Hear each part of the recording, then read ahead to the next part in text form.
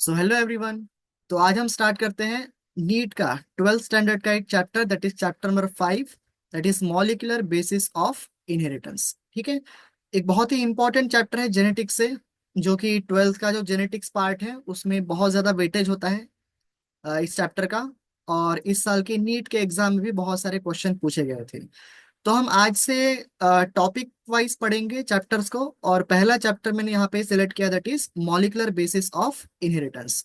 तो देखते हैं, हालांकि इस चैप्टर को डायरेक्ट स्टार्ट करना ठीक नहीं होगा, लेकिन इसके पहले वाला chapter, that is inheritance and variation, उसको भी हम इस चैप्टर के बाद पढ़ेंगे। मुझे लगता है कि इसमें ज्यादा बेसिक्स आपका क्लियर होगा, जैसे डीएनए के बारे में वगैरह। अगर यहाँ आप देखोगे तो यहाँ पे देखो साइड में उसका इसके टॉपिक्स दिए हैं कि इस चैप्टर में आपको कौन कौन से टॉपिक्स पढ़ने पड़ेंगे। तो देखो यहाँ पे 5th चैप्टर है, तो 5.1 में आपको डीएनए के बारे में पढ़ना है। ठीक है। Then search of genetic material, कि कैसे डीएनए को जेनेटिक मटेरियल प्रूफ किया गया था। ठीक है। देन आरएनए के बारे में थोड़ा पढ़ेंगे, आरएनए वर्ल्ड, जो कि इसका और डिटेल दिया है आगे वाले चैप्टर में इवोल्यूशन के। देन उसके बाद डीएनए रेप्लिकेट कैसे करता है ये पढ़ेंगे। देन ट्रांसक्रिप्शन, डीएनए से एमआरएनए कैसे बनता है पढ़ेंगे। देन जेनेटिक कोड्स क्या होते हैं जो एमआरएनए कैरी करता है। और उसके बाद ट्रांसलेशन, ठीक है, प्रोटीन बनने का प्रोसेस क्या है। मैं एकदम जब पढ़ाऊंगा तो एकदम बेसिक से लेके जाऊंगा। ठीक है, अगर यहाँ पे आपको थोड़ा हार्ड लग रहा है जो मैं बातें कर रहा हूँ, तो ये आपको आगे समझ में आ जाएंगी। ठीक है। देन आपको पढ़ना है रेगुलेशन ऑफ जीन एक्सप्रेशन। जब ये जीन बनेगा, ठीक है, एमआरएनए बनेगा, तो वो एक्सप्रेस कैसे करता है। ठीक है, जीन एक्सप्रेशन के बारे में रेगुलेशन। यहाँ पे सिंपली आपको एक कॉन्सेप्ट पढ़ना है, दैट इज लैक ओपेरॉन के बारे में। ठीक है, लैक ओपेरॉन के बारे में पढ़ना है। देन उसके बाद ह्यूमन जीनोम प्रोजेक्ट, ये हायर अप्लाइड लेवल के टॉपिक्स हैं। ठीक है, और उसके बाद पढ़ना है आपको डीएनए फिंगरप्रिंटिंग। ठीक है, तो स्टार्ट करते हैं चैप्टर को। मैं यहाँ पे आपको चैप्टर के बारे में समझाऊंगा, क्या यहाँ पे लिखा है और उसका मीनिंग क्या है। ठीक है, और कैसे उसको क्वेश्चन के बेसिस पे, नीट में जो क्वेश्चन आते हैं उसके बेसिस पे कैसे उनको समझना है। ठीक है, तो स्टार्ट करते हैं। So in the previous chapter you have learned the inheritance. ठीक है, इनहेरिटेंस काफी इंपॉर्टेंट वर्ड है यहाँ पे। क्या होता है इनहेरिटेंस मतलब, और यहाँ पे प्रीवियस चैप्टर दिया है, तो उसके पहले का चैप्टर था इनहेरिटेंस एंड वेरिएशन। ठीक है, इनहेरिटेंस एंड वेरिएशन। तो इनहेरिटेंस क्या होता है, transfer of characters, transfer of characters from one generation, that is parent कह सकते हैं, पेरेंट्स टू ऑफस्प्रिंग। ठीक है, चलो इसको थोड़ा छोटा दिखा देता हूँ। Transfer of characters from parents to their offspring. ठीक है, पेरेंट और ऑफस्प्रिंग ह्यूमन बीइंग को ही लेकर अगर चले तो इस चैप्टर को समझना थोड़ा इजी हो जाएगा। ठीक है, क्योंकि इसी के बेसिस, इसी के अराउंड जो है एग्जांपल दिए हैं। ठीक है, so transfer of character from one generation to the next generation, that is inheritance. अब इस चैप्टर में आपको पढ़ना है कि इस इनहेरिटेंस का बेसिस क्या है, मॉलिक्यूलर बेसिस क्या है।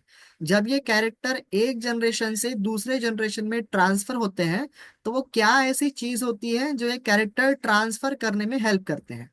ठीक है, अभी हमको पता है, ठीक है, अभी हमको क्लियरली पता है कि वो कैरेक्टर क्या होते हैं, they are, those are DNA. और ये चैप्टर डीएनए के अराउंड ही घूमता है। ठीक है, अब डीएनए का क्या होता है ये आगे जानेंगे हम।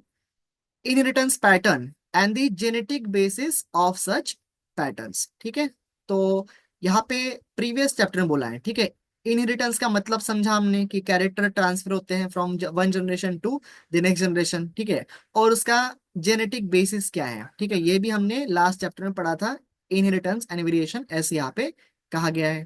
ठीक है, at the time of Mendel the nature of those factors, अब यहाँ पे मेंडल ने जो फैक्टर्स वर्ड यूज किए थे, ठीक है, ये हमें पता है कि फैक्टर्स क्या होते हैं, factors are nothing but they are the genes. And what is gene, genes are the segment of DNA. ठीक है, सिंपली उसको सेगमेंट ऑफ डीएनए करके समझ सकते हैं। ये जो आपका डबल हेलिक्स डीएनए होता है, double helix model of DNA आगे पढ़ेंगे हम, इसका कोई भी अगर छोटा सा हम पीस ले तो उसको जीन कह सकते हैं। ठीक है, segment of DNA. So Mendel को तो जीन के बारे में नहीं पता था, उन्होंने सिंपली क्या बोला, उसको फैक्टर बोला था। Regulating the pattern of inheritance was not clear, उनके टाइम पे उतना क्लियर नहीं था कि फैक्टर्स होते क्या है। ठीक है, over the next 100 years the nature of the putative genetic material was investigated, culminating in the realization that DNA, that is deoxyribonucleic acid, is the genetic material। ठीक है, आगे के कुछ सालों में ये क्लियर हो गया कि वो जो जेनेटिक बेसिस था जो कैरेक्टर को ट्रांसफर करता था वो क्या था, डीएनए था। ठीक है, बाद में प्रूव किया गया, और इस चैप्टर में देखेंगे कि कौन कौन से वो एक्सपेरिमेंट्स किए गए थे जो इसको प्रूव करता है। At least for the majority of the organisms, ठीक है, मेजोरिटी ऑफ द ऑर्गेनिज्म में जो जेनेटिक बेसिस होता है वो डीएनए ही होता है। कुछ एक्सेप्शन हो सकते हैं जिसमें आरएनए मिलता है, आरएनए मिलता है। ठीक है, तो उसके उसको देखेंगे, मेजोरिटी में आपको डीएनए ही देखने को मिलता है। ठीक है, in the class 11 you have learn the nucleic acids के बारे में, are the polymers of nucleotides. ठीक है, न्यूक्लिक एसिड्स क्या होते हैं, न्यूक्लिक एसिड्स पॉलीमर है। ठीक है, और न्यूक्लिक एसिड्स में दो चीजें आती है, दैट इज डीएनए आता है न्यूक्लिक एसिड में, और दूसरा आता है आरएनए।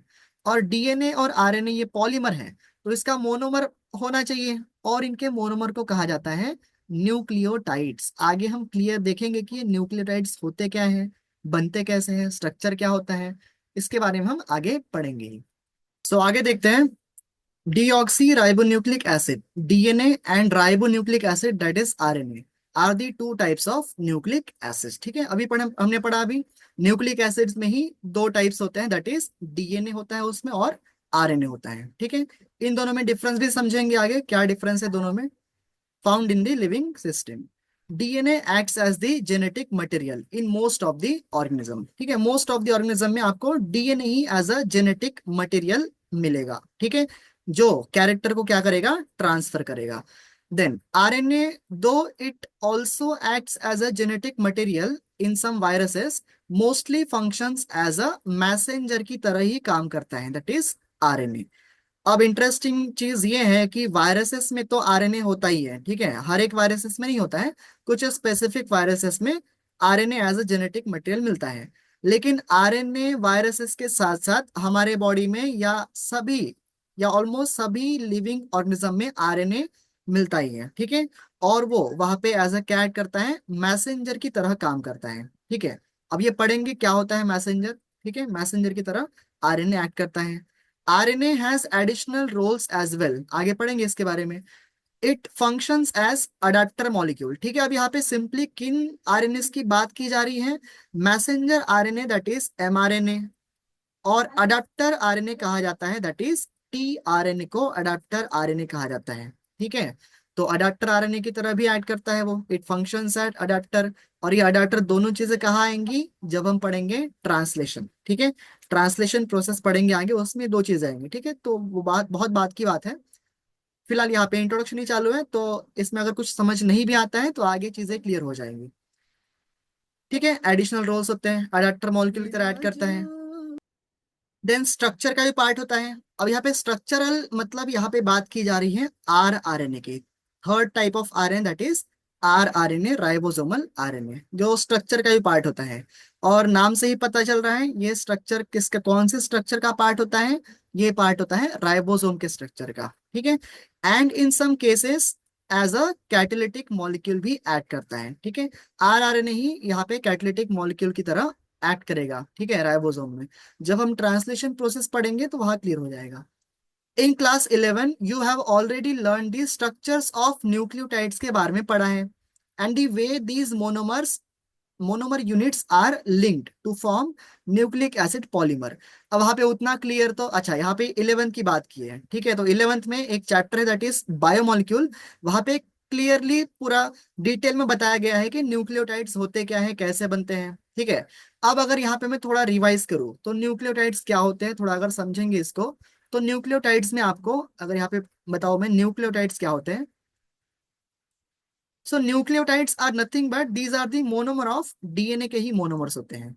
ठीक है, डीएनए ही, जैसे एक दीवार होती है, ठीक है, दीवार वॉल जिसे कहते हैं, तो दीवार है यहाँ पे डीएनए, और दीवार जिससे बनी होती है ईंटें, ठीक है, वो ईंटें हैं न्यूक्लियोटाइड्स। ठीक है, न्यूक्लियोटाइड्स वो मोनोमर है जिससे बड़ी सी दीवार डीएनए बना है।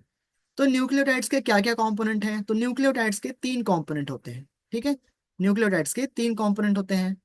एक होता है उसमें सिंपली उसको पेंटो शुगर कहते हैं, तो शुगर मॉलिक्यूल होगा उसमें। उसके बाद सेकेंड पार्ट होता है दैट इज नाइट्रोजनस बेसिस, और उसके बाद होता है फॉस्फेट ग्रुप। अगर उसको स्ट्रक्चर के फॉर्म में निकाले तो ये कुछ इस तरह दिखेगा। ठीक है, ये है पेंटोज शुगर, 5 कार्बन वाला शुगर। ठीक है, उसके बाद यहाँ पे नाइट्रोजन ग्रुप लगा होता है, और यहाँ होता है दैट इज फॉस्फेट ग्रुप। ठीक है, और इसको अगर और भी डिटेल में अगर लिखे हम, तो यहाँ पे अगर बाकी हाइड्रोजन भी मेंशन कर दे तो यहाँ पे हाइड्रोजन आएगा। अब ये डीएनए का पार्ट है, और डीएनए मतलब क्या होता है, डीऑक्सी। तो यहाँ पे एक ऑक्सीजन कम होता है सेकेंड कार्बन पे, तो यहाँ पे एच आएगा, यहाँ पे एच, यहाँ ओ एच। ये एकदम उसका मॉलिक्यूलर फॉर्मूला या स्ट्रक्चरल फॉर्मूला बोल सकते हैं इसे। ठीक है, यहाँ पे आएगा एच, और यहाँ पे आता है CH3,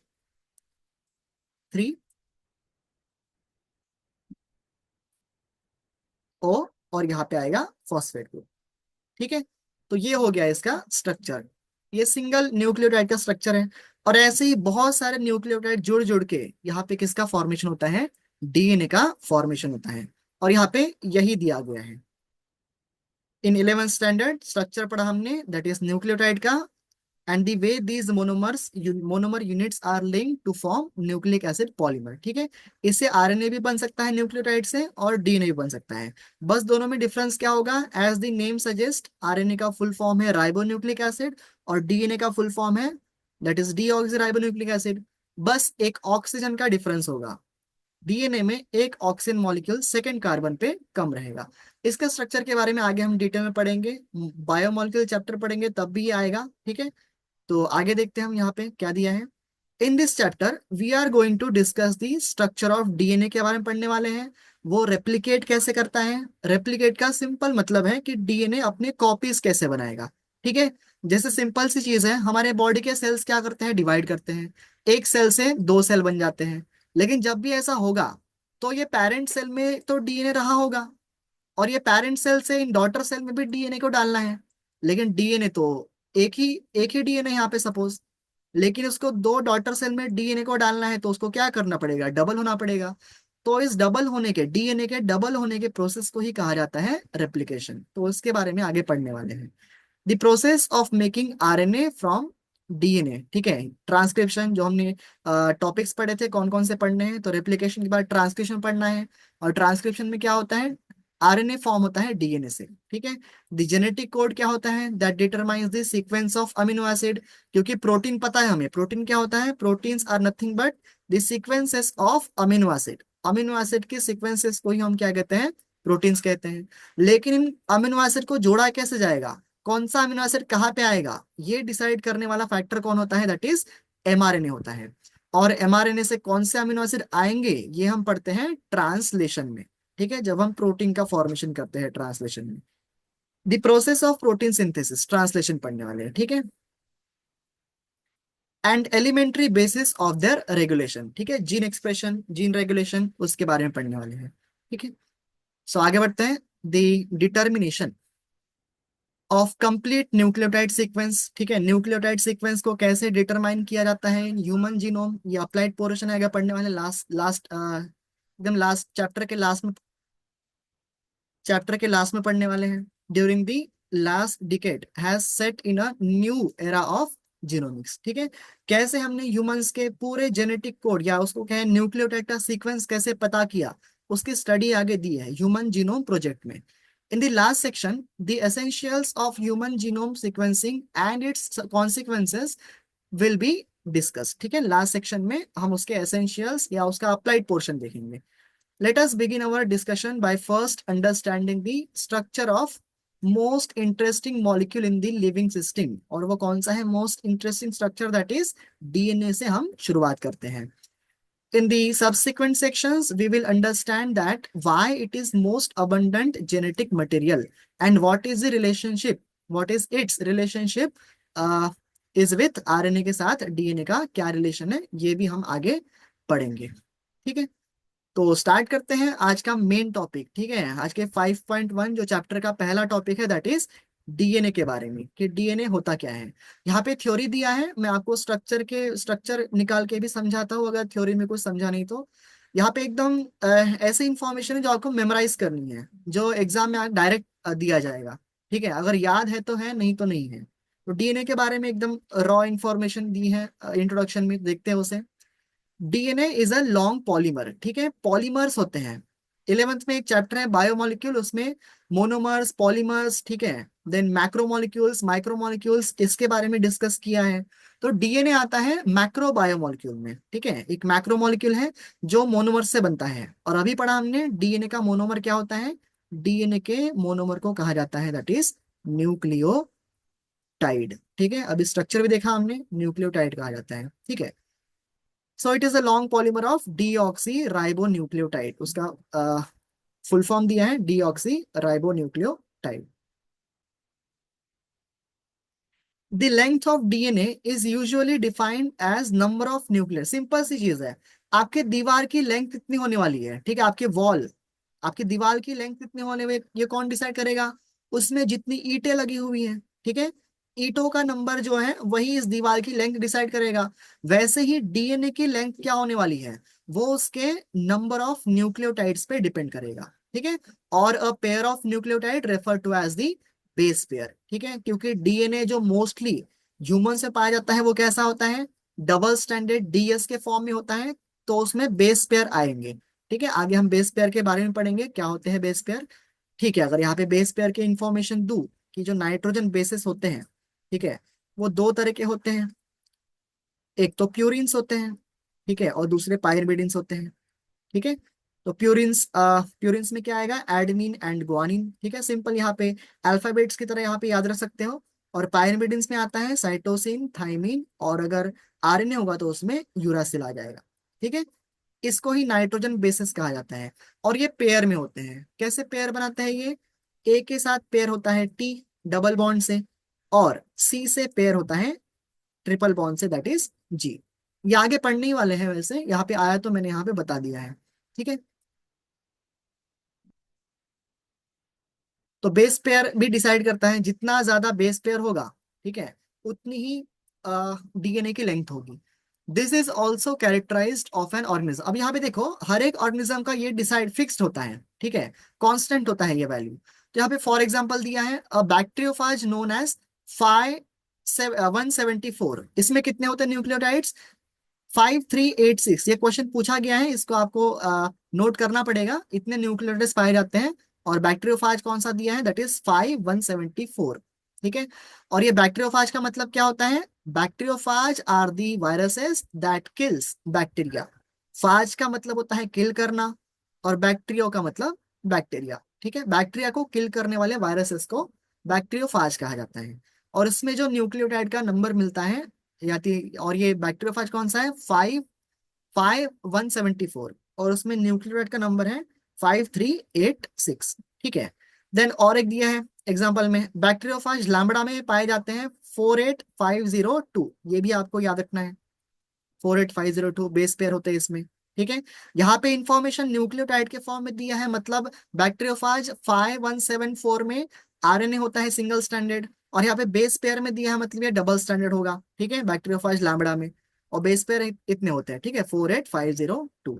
then most famous bacteria दिया है एशरेशिया कोलाई, ये पूछा जाता है ई कोलाई में कितना होता है, has 4.6 into 10 raise to the power 6 base pair, ठीक है, इतने ज्यादा, ठीक है, दैट इज बेस पेयर पाए जाते हैं। And haploid content of human DNA, ठीक है, हैप्लॉइड नंबर दिया है that is 3.3 into 10 raise to the power 9 base pair. जब इसके क्वेश्चन आएंगे ना तो मैं आपको कुछ ट्रिक्स बताऊंगा कि इसका जब हैप्लॉइड सेट पूछा है या डिप्लॉइड पूछा है तो कैसे इसको सॉल्व करेंगे।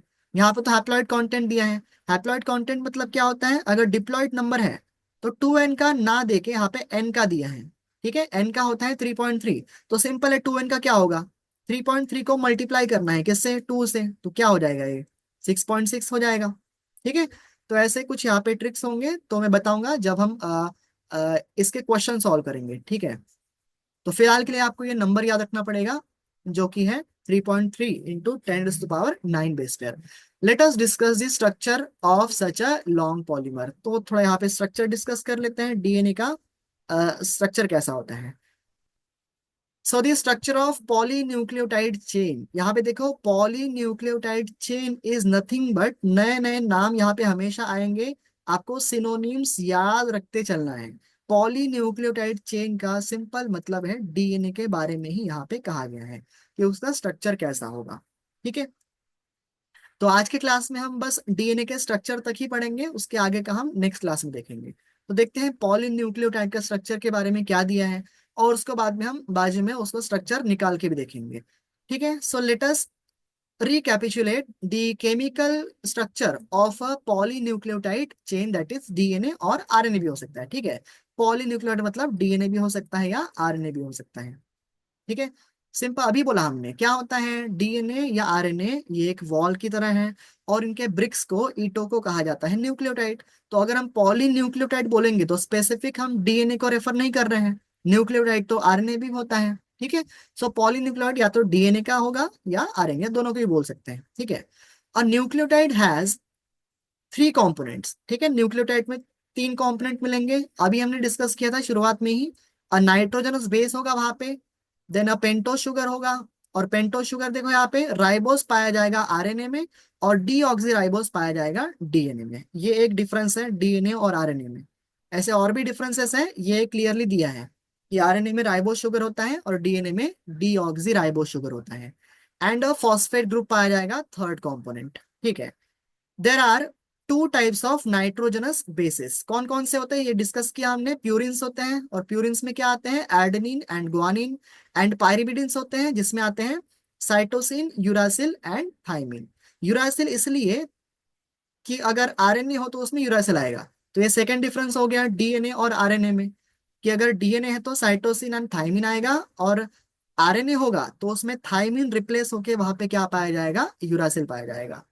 Cytosine is common for both DNA and RNA में, साइटोसिन कॉमन पाया जाएगा, and thymine is present in DNA only. ठीक है, अब यूरासिल के बारे में दिया है, ये डिफरेंसेस ही डिस्कस किए यहाँ पे। Uracil is present in RNA at the place of thymine की जगह आरएनए में क्या मिलेगा, यूरासिल पाया जाएगा। ठीक है, a nitrogenous basis a nitrogenous base is link to OH of first carbon. अब यहाँ पे अगर फिर से मैं निकाल के दिखाऊं यहाँ पे, ठीक है, फिर से अगर यहाँ पे और थोड़ा बड़े स्ट्रक्चर में दिखाओ तो यहाँ पे क्या होता है, एक ऑक्सीजन होगा। ठीक है, मतलब ये पेंटो शुगर का पार्ट है ऑक्सीजन। ठीक है, यहाँ पे फर्स्ट कार्बन पे यहाँ पे OH होता है, लेकिन यहाँ पे लिखा क्या है कि OH रिप्लेस करके यहाँ पे फर्स्ट कार्बन पे OH रिप्लेस होके वहां पे क्या अटैच हो जाएगा, नाइट्रोजनस बेस अटैच हो जाएगा। तो यहाँ पे OH ग्रुप को हम यहाँ पे हटा देते हैं और यहाँ पे ऐड करते हैं, दैट इज नाइट्रोजनस बेस यहाँ पे आएगा फर्स्ट कार्बन पे। ठीक है, सेकेंड कार्बन पे क्या होगा, अगर डीएनए है तो यहाँ पे H और H आएगा, लेकिन अगर ये आरएनए का न्यूक्लियोटाइड होता तो यहाँ पे OH एक मतलब O यहाँ पे एक्स्ट्रा आ जाएगा। ठीक है, राइबो न्यूक्लियोटाइड है वो। तो फिलहाल हम डीएनए का स्ट्रक्चर देखते हैं, तो यहाँ पे सिंपली हम H ही रखते हैं। ठीक है, थर्ड कार्बन पे नॉर्मली रहेगा HOH पाया जाएगा। ठीक है, यहाँ पे H आएगा, देन यहाँ CH2, देन O, और यहाँ पे फॉस्फेट ग्रुप आएगा। ठीक है, आ, यहाँ पे देखो मैंने मिस्टेक की थी लास्ट, अगर हम पिछली बार जो स्ट्रक्चर निकाला था हमने, पिछली बार मतलब अभी शुरुआत में यहाँ पे 3 लिखा था। ठीक है, यहाँ पे 2 आएगा क्योंकि वैलेंसी कार्बन की 4 होती है, तो 1 2 3 एंड 4 हाइड्रोजन की 2। तो ये सिंपल स्ट्रक्चर बन गया किसका, this is structure of nucleotide. ठीक है, ये न्यूक्लियोटाइड का स्ट्रक्चर है। अब यहाँ पे नाइट्रोजनस बेस की जगह कुछ भी हो सकता है। ठीक है, क्या क्या पॉसिबिलिटीज है यहाँ पे, एडेनिन हो सकता है, ग्वानिन हो सकता है, प्यूरिन्स, पायरिमिडिन्स कुछ भी हो सकते हैं, साइटोसिन या थाइमिन, और अगर ये आरएनए का स्ट्रक्चर हो तो यहाँ पे यूरासिल भी आ सकता है। ठीक है, तो यही इस थ्योरी में दिया है कि फर्स्ट कार्बन पे क्या होगा और बाकी जगह पे क्या होगा। तो ठीक है, तो पढ़ते हैं आगे। A nitrogenous base is linked to the OH of first carbon of pentose sugar through N-ग्लाइकोसिडिक। ये आपको याद रखना पड़ेगा कि फर्स्ट कार्बन और नाइट्रोजनस बेस के बीच में कौन सा बॉन्ड बना रहेगा, दैट इज N-ग्लाइकोसिडिक लिंकेज। ठीक है, N-glycosidic linkage to form a nucleoside. अब यहाँ पे न्यूक्लियोसाइड बोला गया है। ठीक है, अब न्यूक्लियोसाइड क्या होता है, न्यूक्लियोसाइड और न्यूक्लियोटाइड में एक ही डिफरेंस है कि अगर ये स्ट्रक्चर न्यूक्लियोटाइड का है तो इसमें पाया जाएगा दैट इज ये वाला क्या, फॉस्फेट ग्रुप। लेकिन अगर ये न्यूक्लियोसाइड है तो यहाँ पे फॉस्फेट ग्रुप नहीं रहेगा। ठीक है, फॉस्फेट ग्रुप यहाँ पे नहीं रहेगा। तो इस OH के साथ क्या जुड़ जाएगा, या O के साथ क्या जुड़ जाएगा, H जुड़ जाएगा। ठीक है, H आ जाएगा। अब इस स्ट्रक्चर को कहा जाएगा, दैट इज सिंपली इसको न्यूक्लियोसाइड बोलेंगे। ठीक है, न्यूक्लियोसाइड। तो यही है नाइट्रोजन बेस पेंटोस शुगर। ठीक है, दोनों के कॉम्बिनेशन से क्या बनता है, न्यूक्लियोसाइड। तो इसमें क्या आएगा, पेंटोस शुगर। ठीक है, या सिंपली शुगर लिख सकते हैं यहाँ पे, sugar plus nitrogenous base, that is nucleoside. ठीक है, आगे देखते हैं क्या बोला है उसमें।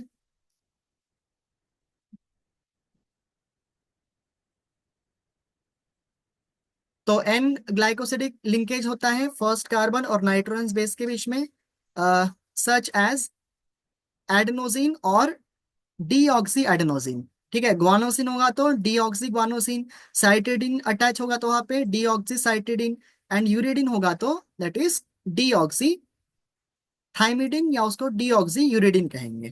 ठीक है, तो अगर ये क्लियर हो गया हो, यहाँ पे सिंपली यहाँ पे न्यूक्लियोसाइड के बारे में कहा गया है। जब भी न्यूक्लियोसाइड आएगा तो यहाँ पे एडेनोसिन कहा जाएगा, ग्वानोसिन कहा जाएगा, साइटिडीन कहा जाएगा, और थाइमिडीन या यूरिडीन कहा जाएगा। ठीक है, ये किसके बारे में है, न्यूक्लियोसाइड के बारे में, जिसमें एक बस क्या होता है, nitrogen base and pentose sugar. लेकिन अगर इस स्ट्रक्चर में हम ऐड कर दे, क्या ऐड कर दे, यहाँ पे OH में से H हटा के अगर हम यहाँ पे फॉस्फेट ग्रुप ऐड कर दे, तो ये क्या बन जाएगा, ये बन जाएगा न्यूक्लियोटाइड। अब इसे कहा जाएगा दैट इज न्यूक्लियोटाइड। और न्यूक्लियोटाइड में क्या आ जाएगा, एक एक्स्ट्रा फॉस्फेट ग्रुप यहाँ पे ऐड हो गया है। ठीक है, फॉस्फेट ग्रुप न्यूक्लियोटाइड।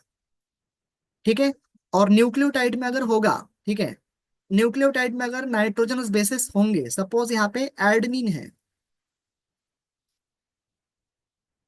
एडनिन है, तो इसको कहा जाएगा टी ऑक्सी एडेनाइलिक एसिड, एडेनाइलिक एसिड। और ये एसिडिक नेचर इस नाइट्रो ये एसिडिक नेचर इस न्यूक्लिक एसिड को कहाँ से आया है, because of the presence of phosphate group, जो फॉस्फोरिक एसिड के फॉर्म में ऐड होता है। ठीक है, डीऑक्सी एडेनाइलिक एसिड। ऐसे ही बाकी क्या हो जाएगा, नेक्स्ट हम अगर थायमिन ले लें, तो ये क्या हो जाएगा, डीऑक्सी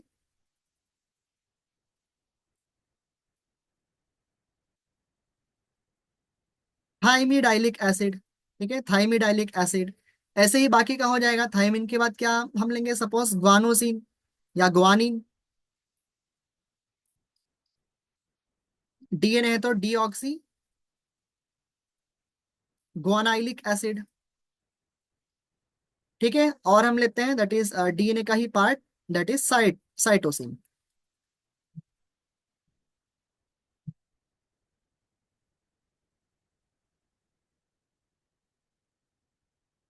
दैट इज डीऑक्सी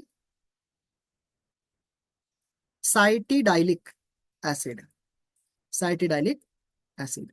ठीक है, तो ये आएगा। यूरिडाइलिक एसिड नहीं हो सकता। ठीक है, या अगर डबल स्टैंडर्ड RNA हो तो हो भी सकता है। ठीक है, लेकिन नहीं आता, RNA होगा तो उसमें न्यूक्लियो टाइड आएगा, जिसमें एक फॉस्फेट ग्रुप होता ही नहीं है। ठीक, तो उसमें नहीं आ सकता।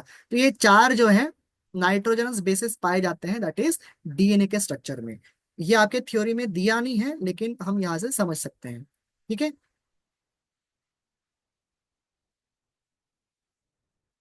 तो आगे देखते हैं।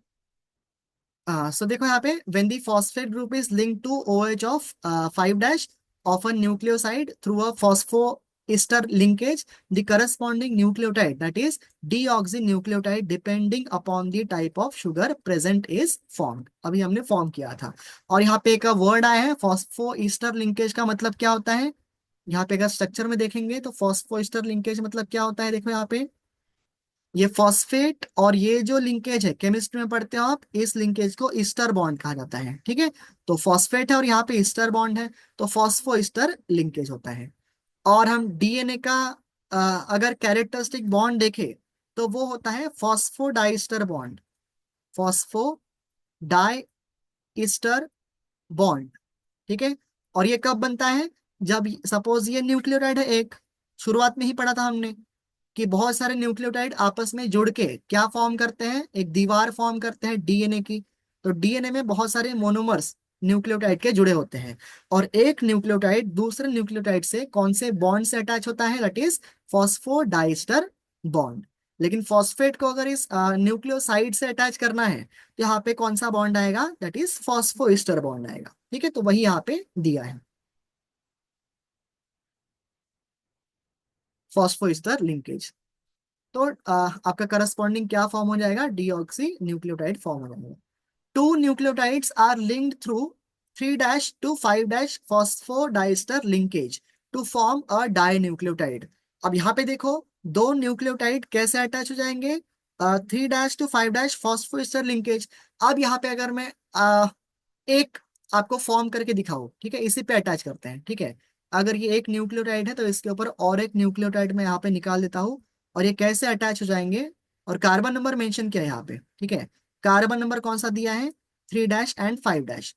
तो ये अगेन वैसे ही हो जाएगा, ठीक है। यहाँ पे नाइट्रोजनस बेस आएगा, यहाँ हाइड्रोजन, डीएनए है तो ऑक्सीजन नहीं आएगा, एच एच, यहाँ पे ओ एच रहेगा और यहाँ पे एच रहेगा। तो देखो कार्बन नंबर कैसे काउंट करते हैं, ऑक्सीजन के राइट साइड, तो फर्स्ट कार्बन, सेकंड कार्बन, ये थर्ड कार्बन। और ये कौन सा कार्बन है जिससे अटैच हो जाएगा, तो ये फर्स्ट सेकंड, ठीक है, ये फर्स्ट सेकंड थर्ड फोर्थ और ये फिफ्थ कार्बन, ठीक है, फिफ्थ कार्बन। और इनके बीच में क्या बनेगा, यहाँ पे बॉन्ड बनने वाला है। कैसे बॉन्ड बनेगा, यहाँ पे देखो, अब बॉन्ड बनने में बहुत एक इंटरेस्टिंग चीज आएगी कि कैसे यहाँ पे बॉन्ड बनेगा। अब मैंने कहा था कि फॉस्फेट अकेला नहीं होता है, वो कौन से फॉर्म में अटैच होता है, दैट इज फॉस्फोरिक एसिड के फॉर्म में। और फॉस्फोरिक एसिड का फॉर्मूला क्या है, फॉस्फोरिक एसिड का फॉर्मूला अगर देखें हम, तो यहाँ पे OH होता है, यहाँ OH, यहाँ OH, और यहाँ पे होता है O। ठीक है, तो इस फॉर्म में ही आपको लिखना पड़ेगा अगर हम यहाँ पे न्यूक्लियोटाइड को अटैच करते हैं तो, ठीक है। तो देखो यहाँ पे, चलो यहाँ पे अब मैं आपको डिटेल में ही बता देता हूँ कि ये कैसे यहाँ पे अटैच हुआ है, ठीक है। तो अगर हम यहाँ पे इस वाले न्यूक्लियोटाइड को देखें तो यहाँ पे क्या प्रेजेंट था, दैट इज CH2OH था, ठीक है। हमने यहाँ पे क्या लाया, हमने यहाँ पे लाया फॉस्फोरिक एसिड, ठीक है, जिसमें होता है OH, ठीक है। यहाँ पे डबल बॉन्ड O आएगा, यहाँ पे आएगा OH, और यहाँ होता है सिंगल बॉन्ड में ही OH, ठीक है। जब ये फॉस्फोरिक एसिड अटैच होगा इस पेंटो शुगर से, तो ये आमने सामने वाले OH ग्रुप रिएक्ट करेंगे, और यहाँ से क्या एलिमिनेट हो जाएगा, वाटर मॉलिक्यूल एलिमिनेट हो जाएगा, ठीक है, H2O एलिमिनेट हो जाएगा। तो एसिड से OH पार्ट रिमूव होता है और इस पेंटो शुगर से H पार्ट जाएगा, ठीक है। तो एसिड से OH और इस पेंटो शुगर से H, मतलब क्या रिमूव हो गया, दैट इज H2O रिमूव हो गया है, ठीक है। बचा क्या यहाँ पे, फिर OH चला गया, H चला गया, तो O बच गया, ठीक है। और O यहाँ पे रह जाता है, ठीक है। बीच में दिखा दूं मैं, थोड़ा ज्यादा हो जाएगा लंबा, तो ये O, और यहाँ पे ये ईस्टर बॉन्ड बन गया, ठीक है, ये फॉस्फो ईस्टर है। अब आगे क्या करना है, देखो आगे आगे कुछ आपको समझ में आ ही गया होगा, तो यहाँ पे H आएगा, ना भी लिखे तो भी चल जाएगा, यहाँ पे CH2, यहाँ पे सिंपली O, और यहाँ पे फॉस्फेट ग्रुप अटैच कर देते हैं क्योंकि ये भी न्यूक्लियोटाइड ही है, ठीक है। तो यहाँ पे देखो, ये थर्ड कार्बन है और ये कौन सा कार्बन है, दैट इज फिफ्थ कार्बन है, इसमें ही फॉस्फेट ग्रुप अटैच है। तो यहाँ पे देखो, फॉस्फोरिक एसिड का OH यहाँ से रिमूव हो जाएगा और थर्ड कार्बन से H चला जाएगा, ठीक है। तो ये दोनों यहाँ पे जुड़ जाएंगे, तो क्या हो जाएगा, यहाँ पे अगेन वाटर मॉलिक्यूल रिलीज हो गया, और यहाँ पे आ गया अगेन बीच में क्या आ जाएगा, ऑक्सीजन आ जाएगा, और यहाँ पे दूसरा क्या बन गया है, ईस्टर बॉन्ड बन गया है, ठीक है। दूसरा ईस्टर बॉन्ड यहाँ पे बन गया है। यहाँ पे देखो बीच में फॉस्फेट ग्रुप है, और इस फॉस्फेट ग्रुप के दोनों भी साइड में क्या प्रेजेंट है, ईस्टर बॉन्ड। तो इसका कैरेक्टरिस्टिक बॉन्ड क्या हो गया, दैट इज फॉस्फो डाइस्टर, ठीक है, दो ester bond, phospho diester bond. ऐसे कुछ एक न्यूक्लियोटाइड दूसरे न्यूक्लियोटाइड से क्या हो जाता है, अटैच हो जाता है, और यही यहाँ पे दिया है, ठीक है। तो अगर यहाँ पे फिर से पढ़े हम, तो अब देखो क्लियर हो जाएगा।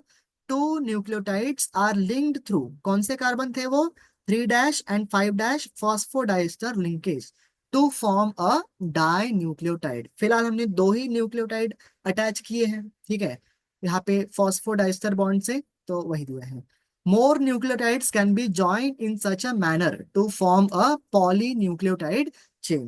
और इसका थोड़ा है ना एक डायग्राम भी दिया है नीचे, अगर देखें हम और क्लियर हो जाएगा डायग्राम से अगर इसको समझे। देखो यहाँ पे ये फर्स्ट न्यूक्लियोटाइड है ये वाला, ठीक है, ये फर्स्ट, ये सेकंड न्यूक्लियोटाइड दिया है, ये थर्ड दिया है और ये फोर्थ दिया है, ठीक है। और ये किससे अटैच हुए हैं, दैट इज फॉस्फोडाइस्टर बॉन्ड से इनको अटैच किया गया है।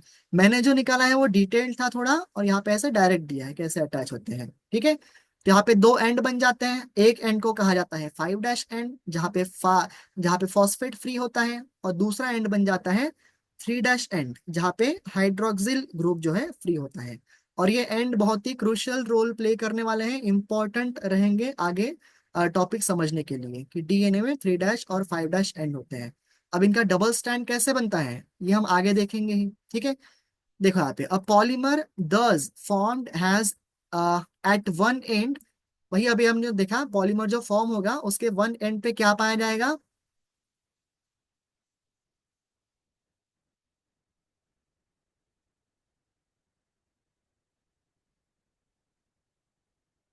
उसके वन एंड पे फॉस्फेट मोइटी या फॉस्फेट ग्रुप पाया जाएगा at the 5' end of sugar molecule, which is referred to as 5' end of the polynucleotide chain. Similarly, at the other end of the polymer, the sugar has free OH group. अभी देखा हमने, video आप reverse कर सकते हो या back कर सकते हो देखने के लिए कि 3' एंड पे OH ग्रुप फ्री है यहाँ पे, ठीक है, which is refer to as 3' end of the polynucleotide chain, ठीक है। अब यहाँ पे देखो एक इंपॉर्टेंट वर्ड दिया है या सेंटेंस दिया है जो एग्जाम में पूछते हैं कि डीएनए का बैकबोन किससे बना होता है। So the backbone of polynucleotide chain that is DNA is form due to sugar and phosphate से बना होता है, ठीक है। शुगर और फॉस्फेट से उसका बैकबोन बना होता है, यहाँ पे अगर देखो, ठीक है। तो बैकबोन देखो इसका, ये अच्छा ये वाले क्या है, ये यहाँ पे दिए हैं, दीज आर नाइट्रोजनस बेसिस। ये बैकबोन का पार्ट नहीं है, लेकिन बैकबोन का पार्ट क्या है, ये शुगर मॉलिक्यूल और ये फॉस्फेट ग्रुप, ठीक है। तो शुगर और फॉस्फेट जो है बैकबोन का पार्ट होते हैं, ये आपको याद रखना है। So the backbone of polynucleotide chain is formed due to sugar and phosphate. The nitrogenous bases linked to sugar moiety projected from the backbone. ठीक है। और नाइट्रोजनस बेसेस जो है दूसरे स्ट्रैंड को अटैच होने में या दूसरे स्ट्रैंड से अटैच होने में हेल्प करने वाले हैं। अब ये दो स्ट्रैंड कैसे अटैच होते हैं इसको हम डायग्रामेटिकली आगे देखेंगे, ठीक है। So in RNA every nucleotide residues has an additional OH group, देखा था हमने, एक डिफरेंस यही था कि डीएनए में एक ऑक्सीजन कम होता है और आरएनए में वो ऑक्सीजन पाया जाता है। Group present at second position of the ribose. Also, in RNA, the uracil is found at the place of thymine. ये दूसरा डिफरेंस देखा था, ठीक है। या ऐसे बोल सकते हैं, ये एग्जाम में पूछा है, 5 methyl uracil another chemical name for thymine, ठीक है, उसको सिंपली यूरासिल या 5 मिथाइल यूरासिल भी कहा जाता है, ये मेंशन करना, ठीक है। DNA as an acidic substance, और डीएनए को ये एसिडिक नेचर किसकी वजह से मिला है, because of the presence of phosphate group, phosphoric acid की वजह से डीएनए को एसिडिक नेचर मिला है, ठीक है। और चार्ज की बात करें तो डीएनए पे कौन सा चार्ज पाया जाता है, निगेटिव चार्ज पाया जाता है।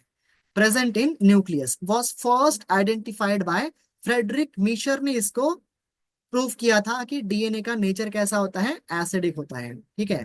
फ्रेडरिक मीशर ने इसको प्रूव किया था इन 1869 में। He named it as nuclein, simply उसको क्या नाम दिया था, न्यूक्लिन, ठीक है। न्यूक्लियस के अंदर पाए जाने वाला लिक्विड, ठीक है, उसको न्यूक्लिन कहा गया था, ठीक है। However, due to technical limitations in isolating such a long polymer intact, the elucidation of structure of DNA remained elusive for a very long period of time. तो फ्रेडरिक मीशर सिर्फ क्या बता पाए कि डीएनए का नेचर एसिडिक होता है, लेकिन उनके जमाने में ज्यादा टेक्नोलॉजी एडवांस नहीं थी, तो डीएनए का वो पूरा स्ट्रक्चर नहीं दे पाए, ठीक है। It was only in 1953 दो साइंटिस्ट आए, that is James Watson and Francis Crick, जिनको हम वॉटसन एंड क्रिक के नाम से भी जानते हैं, टेंथ में आपने पढ़ा होगा। Based on the x ray diffraction data, ये पूछा जाता है एग्जाम में कि वॉटसन एंड क्रिक ने कौन से मेथड से डीएनए का डबल स्टैंड प्रूफ किया था। तो वो था X ray diffraction data produced by Maurice Wilkins, ये भी आपको याद रखना पड़ेगा, इनकी हेल्प ली थी।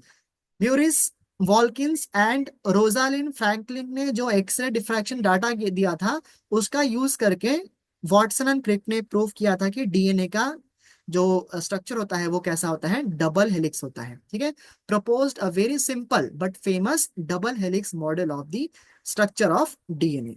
One of the hallmark of their proposition was base pairing between the two strands of polynucleotide chain। ठीक है, वन ऑफ द हॉलमार्क क्या था, एक इंपॉर्टेंट डिस्कवरी क्या थी उनमें, कि उन्होंने बेस पेयरिंग कैसे होती है। ठीक है, जब दो डबल स्टैंडर्ड डीएनए आपस में कॉइल्ड होते हैं तो उनके बेस पेयरिंग कैसे होती है, ये भी उन्होंने वहां पे बताया था।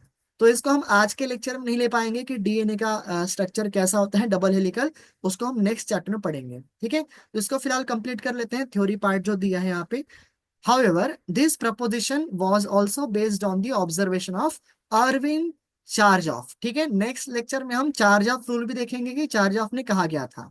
ठीक है, अरविंद चार्जाफ का नाम आया है। बस यहाँ पे एक दो लाइन में ही चार्जाफ को कंप्लीट किया है, लेकिन इसके ऊपर एग्जाम में क्वेश्चन पूछते हैं जिन्होंने एक बढ़िया रिलेशन बताया प्यूरिन्स और पायरिमिडिन्स में। ठीक है, ये हम देखेंगे नेक्स्ट लेक्चर में।